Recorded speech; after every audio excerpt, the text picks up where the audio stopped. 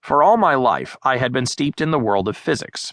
But now, thanks to my friend who had introduced me to the world of investing, my interests broadened to include financial matters. But I was still a scientist, and the more I became interested in trading the markets, the more my scientific sensibilities were offended by the arbitrary statements and predictions of the market gurus. From TV to radio, from magazines to newspapers, from websites to books, investment experts talk about what the market should be doing. They say things like, the Dow Jones Index should go up 10% by the end of this year, or the target price for this stock should be $78 per share in 12 months, or AIG is the blue chip of blue chips, it should come back to $50 per share, or, with such bad news the market should sell down. The opinions never stop.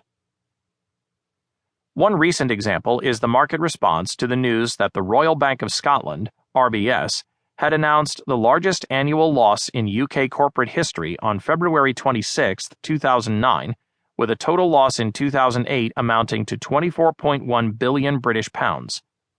According to the report, RBS was planning to put £325 billion worth of toxic assets into a scheme that offers insurance for any future losses. When this terrible news hit, many experts thought RBS prices should plunge as traders would sell their stock. But RBS's stock price soared 30% on that day. Sellers were deeply astonished by the market behavior. In fact, there is no such thing as should or would or could in the trading world. What people tell you has no value. If you want to win, there is only one way to go. Act on what the market is telling you. Go in the direction that the market is going now. Even the most celebrated gurus are not immune to arbitrary predictions. Warren Buffett bought stocks of General Electric, GE, Goldman Sachs, GS, and other stocks in October 2008. He thought it was a good time to buy. However, in March 2009, GE dropped from $22 to $7 and GS from $115 to $75. His Berkshire Hathaway stock price dropped nearly 50% from the top within 5 months. Steve Forbes predicted crude oil would come back to $30 per barrel in February of 2008.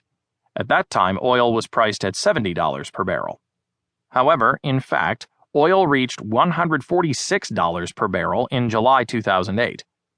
Most airlines experienced huge losses in 2008 by hedging, buying, crude oil futures in the second half of that year. They were not expecting what happened next. Oil prices dropped from $146 to about $35 per barrel at the end of 2008. And of course, not knowing where to turn or who to listen to, thousands and thousands of retirement plan investors lost 40 to 50% of their account value in 2008 as the stock market plunged. All these facts made us see the urgency to write this book and introduce the public to a different approach to investment and trading.